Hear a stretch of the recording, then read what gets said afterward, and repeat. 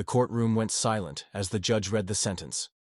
Life imprisonment without parole for Carla Hughes.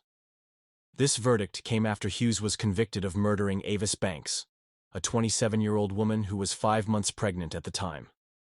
Hughes killed Avis out of desperation, hoping to keep Avis's fiancé, Keon Pittman, to herself. But the tragic story behind this murder is more complicated than anyone could have imagined.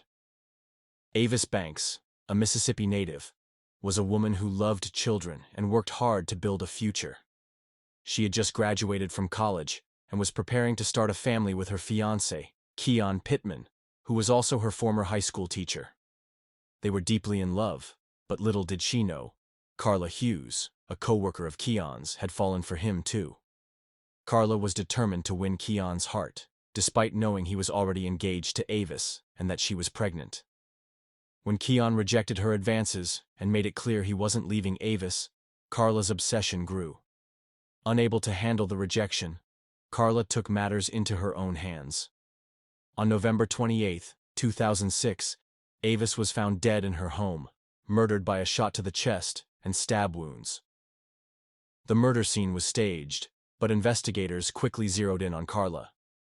Carla had been stalking Avis and had even threatened to expose her affair with Keon. Although Keon was initially suspected, he had an alibi.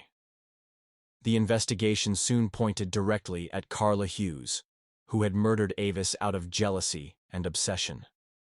The murder left a community devastated. The young, bright future that Avis Banks had once dreamed of was violently cut short, and her unborn child lost a chance at life.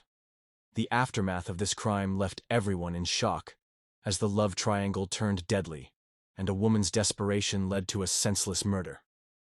Now, as Carla faces life in prison, the tragic tale of Avis Banks serves as a reminder of how jealousy, obsession, and broken relationships can have deadly consequences.